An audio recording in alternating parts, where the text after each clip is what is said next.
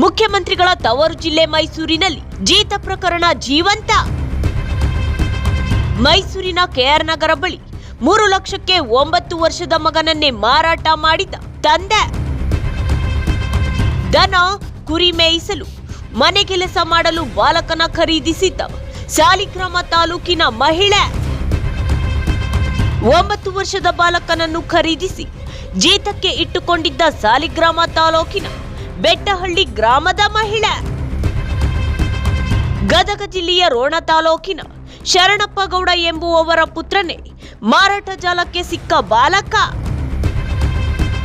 ಪ್ರತಿನಿತ್ಯ ಗಾಣದ ಎತ್ತಿನಂತೆ ದುಡಿಯುತ್ತಿದ್ದ ಬಾಲಕನನ್ನು ಕಂಡು ಅನುಮಾನಗೊಂಡ ಗ್ರಾಮಸ್ಥರಿಂದ ಪೊಲೀಸ್ ದೂರು. ಪ್ರಯೋಜನವಾಗದ ಪೊಲೀಸ್ ದೂರು. ಮಕ್ಕಳ ಸಹಾಯವಾಣಿ ತ್ವರಿತ ಕಾರ್ಯಾಚರಣೆ ನಡೆಸಿ ಬಾಲಕನ ರಕ್ಷಣೆ. ಪೊಲೀಸ್ ಇಲಾಖೆಗೆ ಹಿಡಿ ಶಾಪ ಹಾಕಿದ ಗ್ರಾಮಸ್ಥರು. ಪೊಲೀಸ್ ನಿರ್ಲಕ್ಷ್ಯದಿಂದಲೇ ಜೀತ ಪದ್ಧತಿ ಜೀವಂತ ಎಂದ ಜನತೆ. ಮಾರಾಟ ಜಾಲವನ್ನು ಕಂಡುಹಿಡಿಯುವಲ್ಲಿ ಖಾಕಿ ಪಡೆ ವಿಫಲ. ಮೌನಕ್ಕೆ ಶರಣಾದ ಆರಕ್ಷಕ ಅಧಿಕಾರಿಗಳು.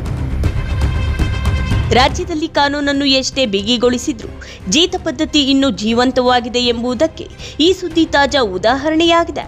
ಇದರ ಜೊತೆಗೆ ಕಾನೂನು ಅಸ್ತ್ರಗಳನ್ನು ಪ್ರಯೋಗಿಸಿ ಕಾನೂನು ಸುವ್ಯವಸ್ಥೆ ಕಾಪಾಡಬೇಕಿದ್ದ ಆರಕ್ಷಕರು ಬೇಜವಾಬ್ದಾರಿ ತೋರಿರುವ ಘಟನೆಯೂ ಇದಾಗಿದೆ. ಮುಖ್ಯಮಂತ್ರಿಗಳ ತವರು ಜಿಲ್ಲೆ ಮೈಸೂರಿನಲ್ಲಿ ಜೀತ ಪದ್ಧತಿ ಪತ್ತೆಯಾಗಿದ್ದು ಜಿಲ್ಲೆಯ ಜನರನ್ನು ನಿಜಕ್ಕೂ ಆಶ್ಚರ್ಯಗೊಳಿಸಿದೆ. ದೇಶ ಎಷ್ಟೇ ಬಲಿಷ್ಠವಾಗಿದ್ರೂ ಬಡತನ, ಹಸಿವು ಜೀತ ಪದ್ಧತಿಗೆ ತನ್ನನ್ನು ಒಡ್ಡಿಕೊಳ್ಳುವಂತೆ ಮಾಡಿಬಿಡುತ್ತದೆ. ತಂದೆಯೇ ತನ್ನ ಸ್ವಂತ ಮಗನನ್ನು ಜೀತಕ್ಕಾಗಿ ಮಾರಾಟ ಮಾಡಿ ಬರೋಬ್ಬರಿ 3 ಲಕ್ಷ ಹಣ ಪಡೆದಿರುವ ಘಟನೆ ಕೆಆರ್ ನಗರದ ಸಾಲಿಗ್ರಾಮ ತಾಲೂಕಿನ ಬೆಟ್ಟಹಳ್ಳಿ ಗ್ರಾಮದಲ್ಲಿ ಪತ್ತೆಯಾಗಿದೆ.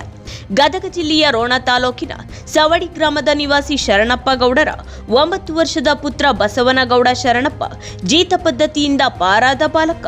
ಮೈಸೂರು ಜಿಲ್ಲೆ ಸಾಲಿಗ್ರಾಮ ತಾಲೂಕಿನ ಬೆಟ್ಟಹಳ್ಳಿ ಗ್ರಾಮದ ರುಕ್ಮಿಣಿ ಮತ್ತು ಮಹದೇವಮ್ಮ ಎಂಬುವವರು ಕಳೆದ 2 ವರ್ಷಗಳ ಹಿಂದೆ ರೋಣ ತಾಲೂಕಿನ ಈ 9 ವರ್ಷದ ಬಾಲಕನನ್ನು 3 ಲಕ್ಷ ಹಣ ಕೊಟ್ಟು ತಮ್ಮ ಮನೆಯ ಜೀತಕ್ಕೆ ಖರೀದಿಸಿ ತಮ್ಮ ಮನೆಯ ಕುರಿ ಮೇಕೆ ಮೇಯಿಸಲು ಇದಲ್ಲದೆ ಮನೆಗೆಲಸ ಮಾಡಲು ಬಳಸಿಕೊಳ್ಳುತ್ತಿದ್ರು ಎಂಬುದು ಬೇಸರದ ವಿಚಾರ. ಬೆಳಿಗ್ಗೆಯಿಂದ ರಾತ್ರಿವರೆಗೂ ಸ್ವಲ್ಪ ವಿಶ್ರಾಂತಿಯೂ ಇಲ್ಲದೆ ಗಾಣದ ಎತ್ತಿನಂತೆ ಆ 9 ವರ್ಷದ ಬಾಲಕನಿಂದ ದುಡಿಸಿಕೊಳ್ಳುತ್ತಿದ್ದರು. ಮೃಗ ಮನಸ್ಥಿತಿಯ ಹೆಂಗಸರು ಎಂಬ ವಿಚಾರ ಗ್ರಾಮಸ್ಥರಿಂದ ಹೊರಬಿದ್ದಿದೆ. ಗ್ರಾಮದಲ್ಲಿ ಯಾರೇ ಕೇಳಿದ್ರು ನಮ್ಮ ಸಂಬಂಧಿಕರ ಹುಡುಗ ಎಂದು ಸುಳ್ಳನ್ನು ಸತ್ಯದ ತಲೆ ಮೇಲೆ ಒಡೆದಂಗೆ ಹೇಳ್ತಿದ್ರು ಈ ಐನಾತಿ ಮಹಿಳೆಯರು. ಇವರ ಮಾತಿನಿಂದ ತೃಪ್ತಿಗೊಳ್ಳದ ಕೆಲ ವ್ಯಕ್ತಿಗಳು ಖಾಕಿ ಪಡೆಗೆ ಕರೆ ಮಾಡಿದ್ದಾರೆ, ದೂರನ್ನು ಕೊಟ್ಟಿದ್ದಾರೆ. ಆದರೆ ಜಾಣ ನಿದ್ರೆಯಲ್ಲಿದ್ದ ಆರಕ್ಷಕ ಇಲಾಖೆ ಆ ದೂರನ್ನು ಅಸಡ್ಡೆಯಿಂದ ನೋಡಿದ್ದಾರೆ. ಬಹುಶಃ ಆ ಗ್ರಾಮದವರು ಯಾರು ಕಾಂಚಾಣ ಬಿಚ್ಚಿಲ್ಲ ಅನ್ಸುತ್ತೆ. ಅದಕ್ಕೆ ಅವರ ದೂರು ಕಸದ ಬುಟ್ಟಿ ಸೇರಿತ್ತು. ಇದರಿಂದ ಬೇಸತ್ತ ಕೆಲವರು ಬೇರೆ ದಾರಿ ಕಾಣದೆ ಮೈಸೂರಿನ ಮಕ್ಕಳ ಸಹಾಯವಾಣಿ ಕೇಂದ್ರಕ್ಕೆ ದೂರು ನೀಡಿದ್ರು. ಇದು ಆ ಹುಡುಗನ ಜೀತ ಪದ್ಧತಿಗೆ ಇತಿಶ್ರೀ ಹಾಡಿತ್ತು.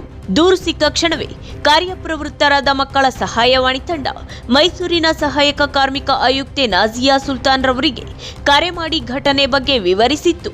ತಕ್ಷಣವೇ ಆಯುಕ್ತೆ ನಾಜಿಯಾ ಸುಲ್ತಾನ್ ರವರು ತಮ್ಮ ತಹಶೀಲ್ದಾರ್ ಪೂರ್ಣಿಮಾರವರಿಗೆ ಮಾಹಿತಿ ಹಂಚಿಕೊಂಡಿದ್ದಾರೆ. ಕೆಆರ್ ನಗರ ಪಟ್ಟಣ ಕಾರ್ಮಿಕ ಇಲಾಖೆಯ ಸಿಬ್ಬಂದಿಗಳೊಂದಿಗೆ ಬೆಟ್ಟಹಳ್ಳಿ ಗ್ರಾಮಕ್ಕೆ ತೆರಳಿ 9 ವರ್ಷದ ಬಾಲಕನನ್ನು ರಕ್ಷಿಸಿ ಜೀತಕ್ಕಿರಿಸಿಕೊಂಡಿದ್ದ ರುಕ್ಮಿಣಿ ಮತ್ತು ಮಹದೇವಮ್ಮರವರ ವಿರುದ್ಧ ಪ್ರಕರಣ ದಾಖಲಿಸಿದ್ದಾರೆ. ಬಾಲಕನನ್ನು ಮೈಸೂರಿನ ಬಾಲಮಂದಿರಕ್ಕೆ ಬಿಟ್ಟ ತಂಡ ಸ್ವಸ್ಥಾನಕ್ಕೆ ವಾಪಸ್ಸಾಗಿತ್ತು. ನಿಂತ್ಕೊಂಡು ಗ್ರಾಮಸ್ಥರ ಖುದ್ದಾಗಿ ಎಲ್ಲರೂ ಸೈನ್ ಹಾಕಿ ಎಲ್ಲರೂ ಅವ್ರನ್ನೆಲ್ಲ ಕಂಪ್ಲೇಂಟ್ ಬರ್ಕೊಟ್ಟಿದ್ದಾರೆ. ಯಾರು ಹುಡುಗನ ಕರ್ಕೊಂಬಂದು ಕೆಲಸ ಮಾಡಿಸ್ತಾ ಇದ್ರಲ್ಲ, ಅವ್ರ ಮೇಲೆ ಇಡೀ ಗ್ರಾಮಸ್ಥರಿಗೆ ಸೈನ್ ಹಾಕಿ ನಮಗೆ ಹೇಳಿಕೆ ಕೊಟ್ಟು ಅದು ಕಂಪ್ಲೇಂಟ್ ಮಾಡಿದ್ದಾರೆ. ಆ ಒಂದು ಆಧಾರದ ಮೇಲೆ ನಾವು ಹುಡುಗನ ರೆಸ್ಕ್ಯೂ ಮಾಡಿ. ದುಡ್ಡು ಎಷ್ಟು ಕೊಟ್ಟರಪ್ಪ? ದುಡ್ಡು 3 ಲಕ್ಷ ಕೊಟ್ಟಿರೋದು. ಯಾರ ಕೈಗೆ? ಅದು ಯಾರ ಕೈಲೋ ಗೊತ್ತಿಲ್ಲ. ನಿಮ್ಮ ಅಪ್ಪನ ಕೈಲೋ ನಿಮ್ಮ ಅಮ್ಮನ ಕೈಲೋ ಗೊತ್ತಿಲ್ಲ. ಮಾತ್ರ ದುಡ್ಡು ಇಸ್ಕೊಂಡಿರೋದಂತೂ ನಿಜ. ಯಾರು ಇಸ್ಕೊಂಡಿದ್ರು? ಈಗ ಏನೇನು ಕೆಲಸ ಮಾಡ್ತಿದ್ದಪ್ಪ ನಿಮ್ಮ ಮನೇಲಿ? ಕಸ ಹೊರೋದು, ಮನೆ ಕಸ ತೊಳೆಯೋದು, ಪಾತ್ರೆ ಬೆಳಗೋದು ಎಲ್ಲ ಮಾಡಿ. ಆಡು ಮೇಯಿಸೋದು. ಎಷ್ಟು ವರ್ಷದಿಂದ ಮಾಡ್ತಿದ್ದೆ ಅದು? 2 ವರ್ಷದಿಂದ. ಈಗ ಮನೇಲಿ ಏನಾದ್ರು ಬೇರೆ ಥರ ಹಿಂಸೆ ಏನಾದ್ರು ಕೊಡ್ತಿದ್ರಾ? ಮನೇಲಿ ಏನಾದ್ರು ಹಿಂಸೆ ಕೊಡ್ತಿದ್ರ? ಹೊಡಿತಿದ್ರು ಬಡಿತಿದ್ರು. ಆದರೆ ದೂರು ದಾಖಲಿಸಿಕೊಂಡ ಸಾಲಿಗ್ರಾಮ ಪೊಲೀಸರು ಆ ಹೆಂಗಸರನ್ನು ಬಂಧಿಸುವ ಪ್ರಯತ್ನ ನಡೆಸಿರಲಿಲ್ಲ. ಗ್ರಾಮಸ್ಥರು ಪಟ್ಟು ಹಿಡಿದ ಕಾರಣ ವಿಧಿ ಇಲ್ಲದೆ ರುಕ್ಮಿಣಿ, ಮಹದೇವಮ್ಮ ಮತ್ತು ಆ ಬಾಲಕನ ತಂದೆಯನ್ನ ವಶಕ್ಕೆ ಪಡೆದಿದ್ದಾರೆ ಎಂಬ ಮಾಹಿತಿ ಇದೆ. ಒಟ್ಟಿನಲ್ಲಿ ಜೀತ ಪದ್ಧತಿಯಿಂದ ಮೈಸೂರು ತಲೆ ತಗ್ಗಿಸುವ ಪ್ರಕರಣ ಒಂದೆಡೆಯಾದ್ರೆ, ಬೇಜವಾಬ್ದಾರಿ ಪೊಲೀಸರ ಕಾಂಚಾಣದ ಕಥೆ ಒಂದೆಡೆ.